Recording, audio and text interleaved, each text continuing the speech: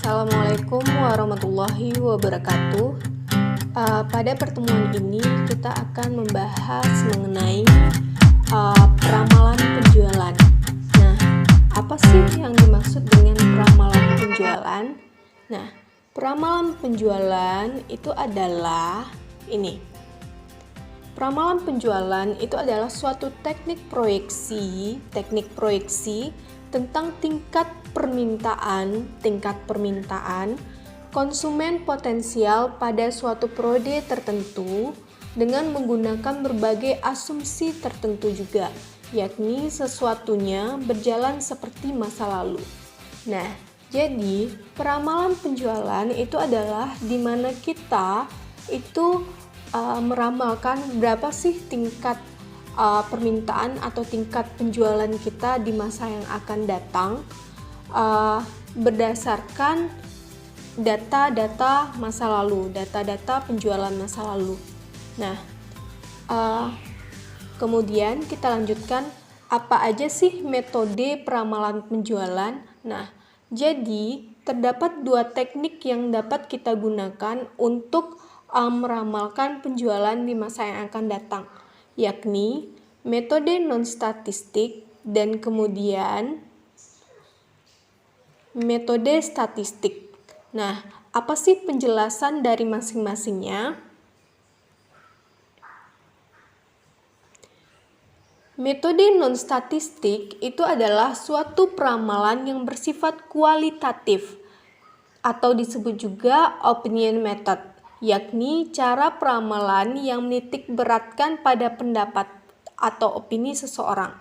Cara ini mempunyai banyak kelemahan bahwa pendapat seseorang itu seringkali diwarnai oleh hal-hal yang bersifat subjektif. Jadi, metode non-statistik itu adalah metode yang bersifat kualitatif atau berdasarkan opini, di mana dia itu sering diwarnai oleh hal-hal yang bersifat subjektif, jadi nggak objektif. Nah, apa aja sih jenis-jenis dari metode non-statistik itu? Itu adalah yang ini. Ada executive opinion, sales opinion, channel of distribution, customer opinion, kemudian consultant opinion. Nah, kalau executive opinion itu adalah pendapat bagian pimpinan pemasaran. Kalau salesman opinion, jelas dari namanya, itu adalah pendapat dari petugas penjualan. Channel of distribution itu pendapat dari lembaga-lembaga penyalur. Dan kemudian customer opinion itu adalah pendapat dari konsumen melalui penelitian pasar. Dan kemudian consultant opinion itu pendapat para ahli yang dipandang memahami industri yang kita jalani hari ini. Kemudian, apa sih yang dimaksud dengan metode statistik? Nah, metode statistik itu adalah peramalan dengan menggunakan metode statistik yang disebut juga dengan peramalan yang bersifat kuantitatif. Jadi, kalau misalnya metode non-statistik itu bersifat kualitatif, maka metode statistik itu bersifat kuantitatif, yakni suatu cara peramalan yang menitik beratkan pada perhitungan-perhitungan angka dengan menggunakan berbagai metode statistika. Metode ini dapat menghilangkan unsur subjektif tadi. Jadi, kalau metode non-statistik itu bersifat subjektif, maka metode statistik itu bersifat objektif, lebih objektif. Nah, dan hasilnya itu lebih dapat dipertanggungjawabkan. Jadi metode statistik itu hasilnya lebih dapat dipertanggungjawabkan.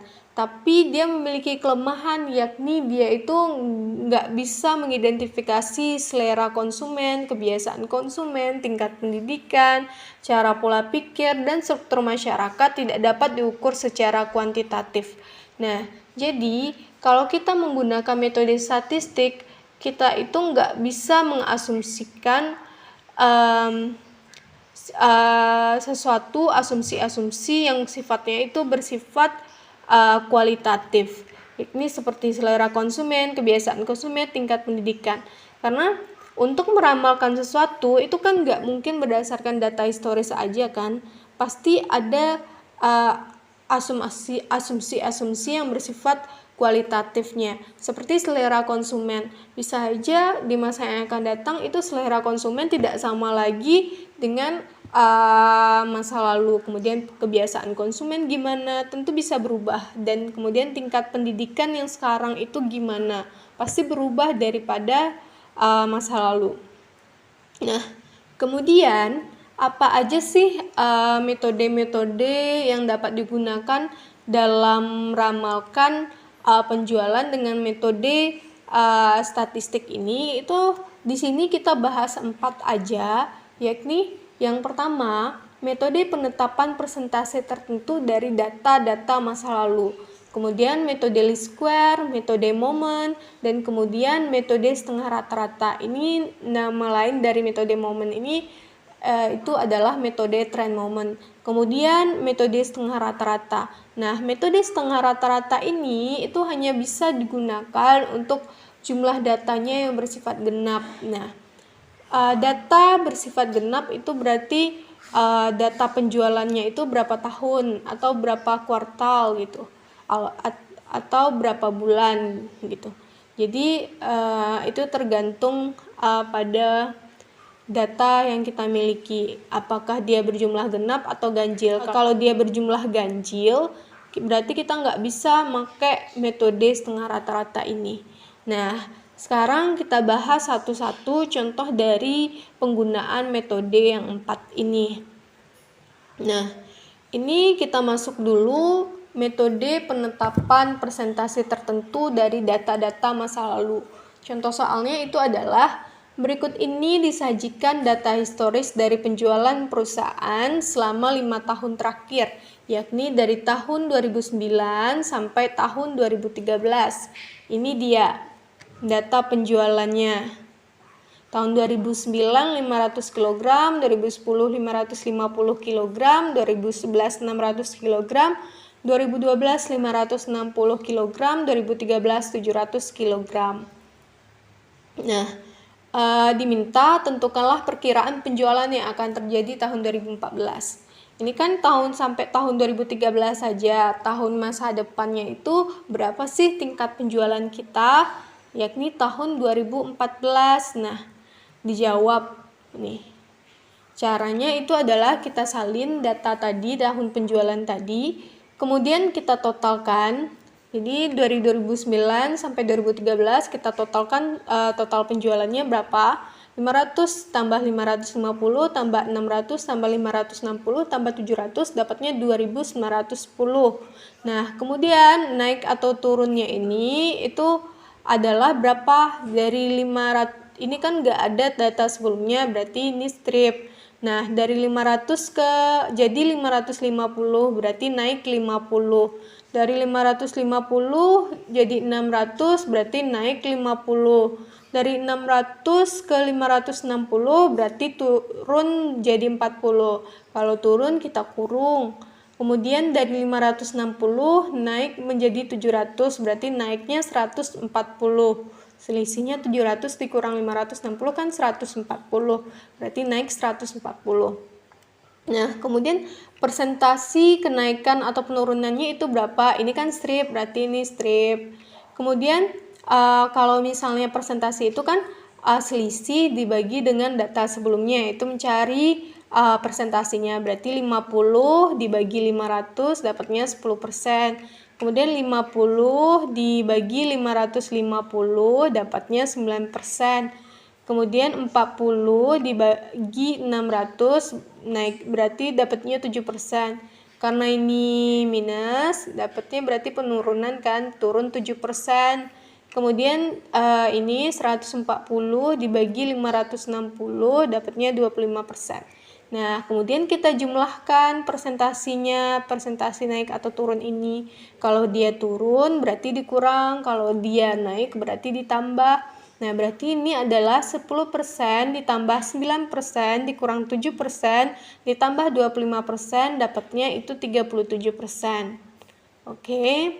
Nah, habis itu Tingkat penjualan tahun berikutnya itu cara mencarinya adalah total kenaikan atau penurunan penjualan dibagi dengan jumlah data pengamatan. Nah, di sini kenaikan atau penurunannya ini kan datanya emang 6 nih. Datanya di sini 5 tahun ya. 1 2 3 4 5. Berarti di sini N-nya adalah 5. Nah, tapi dia di sini pengamatannya itu berdasarkan naik turunnya ini aja. Berarti di sini yang berisi cuma 4. 1 2 3 4. Berarti jumlah pengamatan kita itu cuma 4. Jadi tingkat perkiraan penjualan tahun berikutnya atau tahun 2014 itu adalah 37% dibagi 4, dapatnya 9,25%.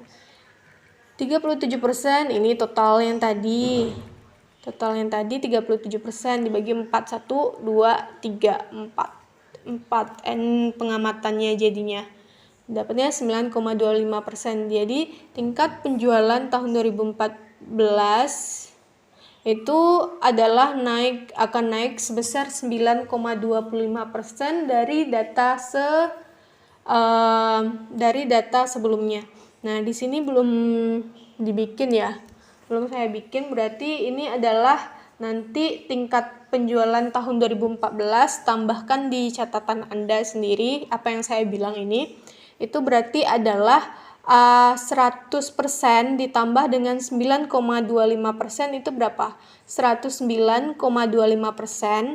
109,25% nanti dikali dengan 700 kg berapa? 109,25%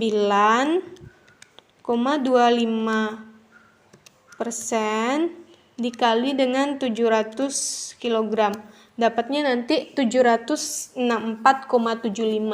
Jadi nanti tingkat perkiraan penjualan tahun 2014 itu akan naik sebesar 9,25%. Jadi nanti hasil dari tingkat penjualan tahun 2014 itu adalah 109,25%, 100% ditambah dengan 9,25%, dikali dengan 700 kg. Itu adalah data penjualan tahun sebelumnya. Jadinya hasilnya itu tingkat perkiraan penjualan tahun 2014 itu adalah sebesar 764,75. Jadi 764,75 kg itu hasilnya nanti. Silahkan tambahkan sendiri di catatan. Nah, kemudian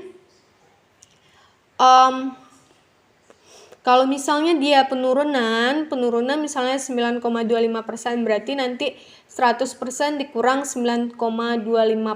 Itu dapatnya hasilnya berapa? Itu yang dikali dengan 700 kg. Kalau misalnya dia itu adalah penurunan. Oke? Kita lanjutkan metode selanjutnya, itu adalah metode least square. Metode least square itu kita berdasarkan persamaan ini. Nah, persamaan dari metode least square itu adalah Y aksennya atau penjualan massa yang akan datangnya itu sama dengan A ditambah BX. A ditambah BX. Di mana A-nya itu kita hitung dengan cara ini, yakni sigma Y itu adalah total Y. Y tadi kan penjualan, berarti total penjualan dibagi dengan N. N ini adalah jumlah datanya.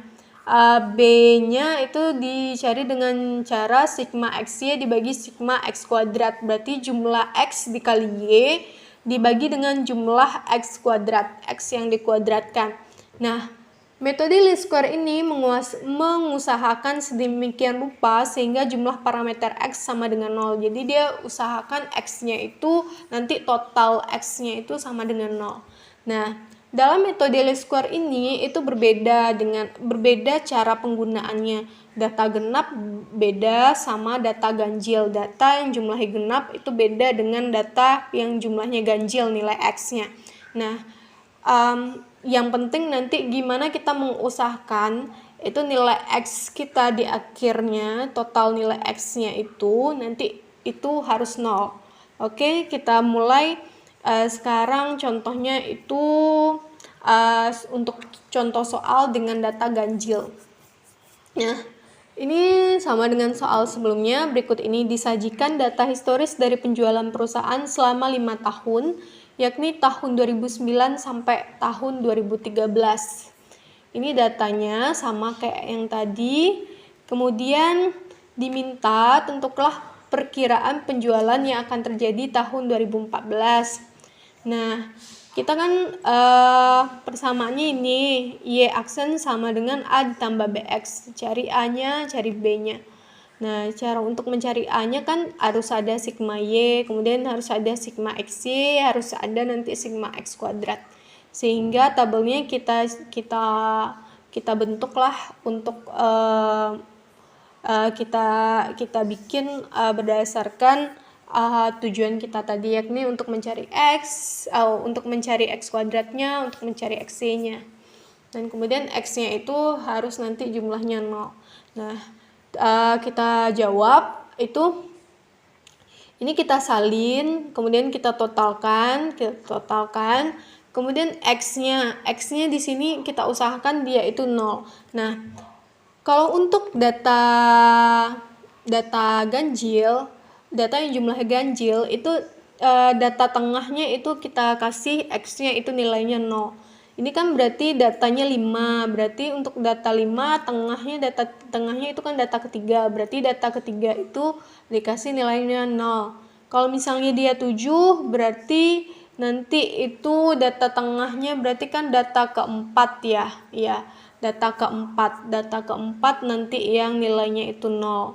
Nah, kemudian di sini kan udah dibikin 0, di atasnya selalu minus 1, kemudian di sini 1, kemudian lanjutkan ke atas minus 2, di sini 2, kemudian kalau nanti ada lagi data di atasnya minus 3, kemudian minus 4, kayak gitu. Jadi sehingga nanti jumlahnya X-nya 0. Kemudian X kuadrat ini dikuadratkan, ini 4, 1, ini 0, ini 1, 2 kali 2, 4, 2 kuadrat itu kan 4. Nah, kemudian X kali Y, X dikali Y itu kan penjualan, berarti ini minus 1000, ini 550 kali minus 1, minus 550, kemudian 0 dikali 600, dapatnya 0, 560 kali 1, 560, 700 kali 2, dapatnya 1400. Kita totalkan, minus 1000 ditambah minus 550, ditambah 0, ditambah 560, dan ditambah 1400, dapatnya nanti 410. Ini yang X kuadrat kita jumlahkan juga, dapatnya 10. Nah, kemudian A tadi kan rumusnya sigma Y dibagi N. Ini berarti sigma Y ini kan 2910 kg dibagi N. N-nya di sini kan datanya 5, 1, 2, 3, 4, 5. 5 datanya, sehingga A-nya dapatnya 582. Kemudian B-nya itu berarti sigma XY dibagi sigma X kuadrat. Sigma XY-nya total XY kan 410 dibagi sama sigma X kuadrat. X kuadratnya kan ini totalnya dapatnya 10, berarti dibagi sama 10 dapatnya 41. Nah, kemudian masukin ke persamaan Y sama dengan A tambah BX. A-nya ini, B-nya ini, berarti 582 ditambah 41X. Berarti untuk tahun 2014 itu adalah 582 ditambah 41 dikali X-nya. X-nya 3. Dapatnya dari mana? Ini kan 2013, ini kan 2 X-nya. Berarti 2014 nanti X-nya 3. Udah, berarti masukin 3, dapatnya untuk penjualan untuk tahun 2014 itu diperkirakan akan berjumlah 705 kg. Baiklah, kita lanjutkan ke contoh soal dengan data genap. Nah, kalau untuk data genap itu gimana sih cara untuk menentukan nilai X-nya? Itu yang berbeda cuma dalam menentukan nilai X-nya. Ini kan datanya 2008 sampai 2013, berarti 1, 2, 3, 4, 5, 6. Ada 6, berarti kan itu datanya genap. Nah, ini maaf, ini bukan 5 tahun, tapi 6 tahun. Saya salah tulis, jadi ganti aja jadi 6 tahun. Karena ini datanya itu genap 6 tahun. Jadi ganti ini yang 5 tahun ini jadi 6 tahun soalnya. Nah, kemudian diminta tentukanlah perkiraan penjualan yang akan terjadi pada tahun 2014. Baiklah, kita jawab. Itu rumusnya sama yang tadi, cuma bedanya di X-nya, dalam penentuan X-nya. Nah, dalam penentuan X-nya ini kan datanya 6, berarti yang di tengahnya itu kan data yang ketiga sama data yang keempat kan, kalau 6. Nah, untuk 6 berarti kita lanjutkan, ini 1, kita kasih ini 1 untuk yang keempatnya, di atasnya minus 1, kemudian di sini 3, ini minus 3, kemudian ini 5, ini minus 5. Kalau ada datanya lagi berarti di sini minus 7, di sini kalau ada datanya lagi berarti di sini minus 7, di sini plus 7. Kemudian ada lagi nanti berarti di sini minus 9, kemudian di sininya berarti nanti plus 9. Oke. Ini kan cuma sampai 5 ya. Nah, berarti kita cari X kuadratnya, ini minus 5 kuadrat, 25, ini 9, ini 1, ini 1, ini 9, ini 25. Dijumlahkan jadinya 70. Kemudian X dikali Y berarti ini dikali sama ini dapatnya minus 2550, ini minus 1500, ini minus 550, 600 kali 1, ini 560 kali 3 dapatnya 1680, kemudian 700 kali 5 dapatnya 3500. Dijumlahkan semuanya ini dapatnya 1180. Minus 2550 ditambah minus 1500 ditambah minus 550 tambah 600 tambah 1680 ditambah 3500, dapatnya 1180. Nah, rumusnya sama kayak tadi, mencari A berarti sigma Y dibagi dengan N. Sigma Y-nya itu di sini berarti sigma Y itu 3420 dibagi dengan N-nya. N-nya kan 6 tahun, berarti N-nya 6, dapatnya 570. Data kita kan di sini kan 6. Kalau dia per bulan bisa juga nanti.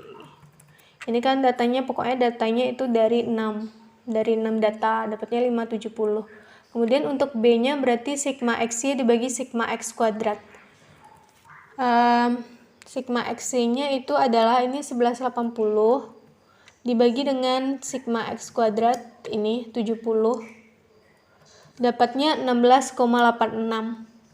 Kemudian Y-nya itu A ditambah BX, berarti 570 ditambah 16,86X, ini dapatnya 16,86X. Kemudian berarti Y 2014 sama dengan 5740 ditambah 16,86, X-nya itu 7. Karena di sini kan 2013 itu 5, berarti 2014-nya itu kan berarti kan 7. Dia kan 1, 3, 5, berarti habis itu kan 7. Makanya di sini X-nya itu 7, dapatnya 688 kg. Jadi penjualan untuk tahun 2014 itu diramalkan akan menjadi 688 kg. Nah, kemudian kita lanjutkan untuk metode trend moment. Nah, metode trend moment itu antara data genap dan data ganjil itu sama aja cara penentuan nilai X-nya. Ini kita data genap, data ganjil itu sama dalam nanti penentuan nilai X-nya. Di sini itu persamaannya itu sama kayak tadi, Y sama dengan A ditambah BX. Kemudian dia nanti ada eliminasi, kemudian disubstitusi. Nah, dibikin dua persamaan ini, sigma Y sama dengan NA dikali B dikali sigma X. Kemudian persamaan duanya itu sigma XY sama dengan A dikali sigma X ditambah B dikali sigma X kuadrat. Nah, kita bikin contoh soalnya di sini yang data untuk 5 tahun. Data 5 tahun, ini penjualan yang 5 tahun tadi dari 2009 sampai 2013. Kemudian tentukanlah perkiraan penjualan yang akan terjadi pada tahun 2014. Dia kan kita harus bikin persamaan kayak gini. Nah, berarti kita cari nilai X-nya, cari nilai X kuadrat, kemudian dicari nilai X-nya. Nah, di sini kalau untuk metode trend moment, untuk metode trend moment itu X-nya itu data pertama 0, 1, 2, 3, 4. Nanti lanjut ke bawah 5, 6, 7. Mau data genap, mau data ganjil itu sama aja, dimulai dari 0, 1, 2, 3, 4, 5, 6, 7 kayak gitu.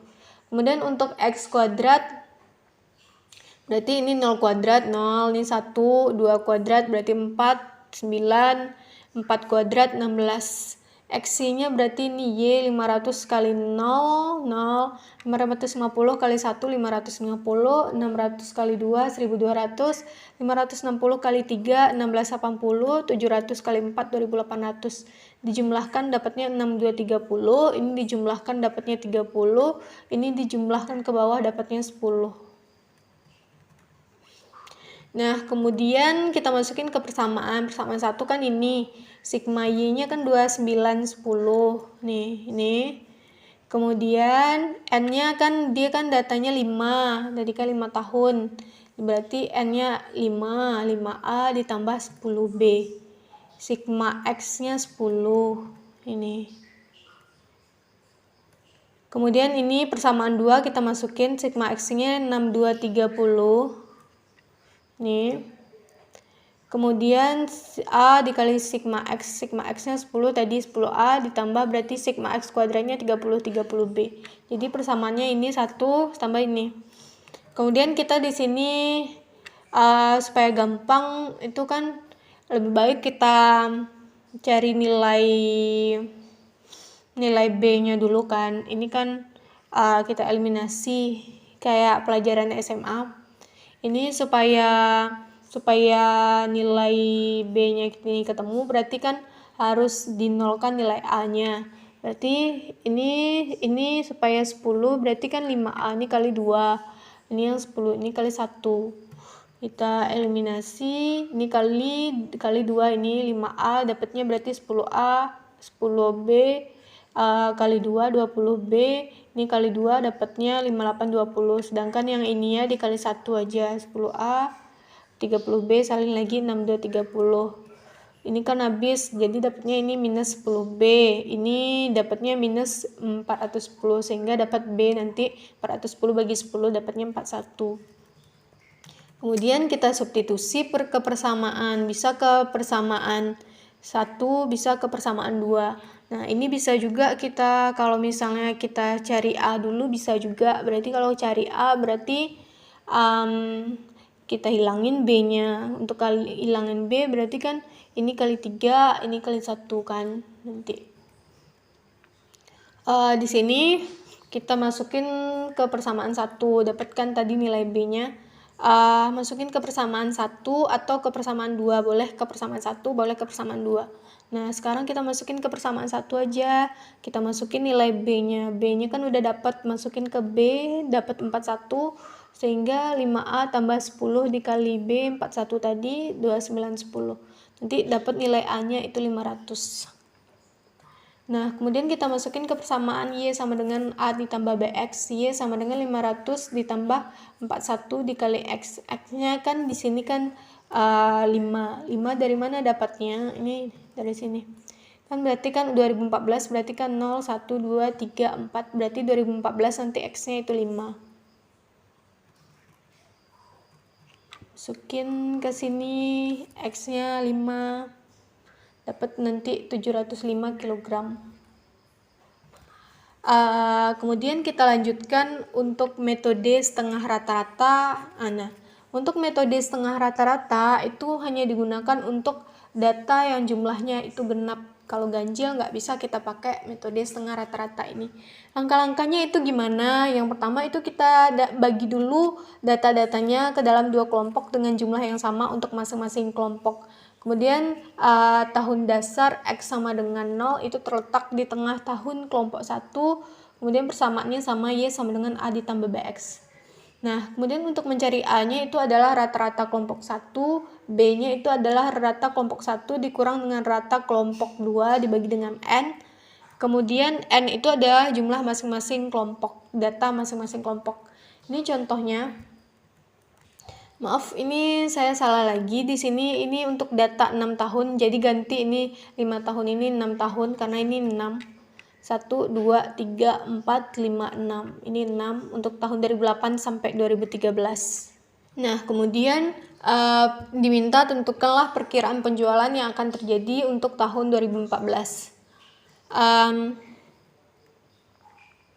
Ini dijawab datanya kan tadi 6, berarti dibagi menjadi 2 kelompok. 2 kelompok berarti kelompok 1 yang biru ini, yang putih ini untuk kelompok 2. Jadi datanya 6 kalau dibagi 2 berarti kan masing-masing 3. Ya kan? Masing-masing 3. Nah, kemudian ini 1, 2, 3. Ini 1, 2, 3. 3 kan masing-masing. Kemudian untuk katanya di sini. Kemudian katanya di sini tahun dasar X sama dengan 0 terletak di tengah tahun kelompok 1. Nah, ini kan kelompok 1, ini kelompok 2. Kelompok 1 di tengah-tengahnya ini, ya kan? Tengah-tengahnya berarti ini. Dia ada 3, berarti tengahnya di 2 kan. Ini berarti 0. Berarti di atasnya minus 1. Berarti ini 1, lanjut ke bawah 2, 3, 4. Kemudian kita totalkan untuk masing-masing kelompok penjualannya. Ini kan berarti totalnya 510 tambah 500 tambah 550 dapatnya 1560.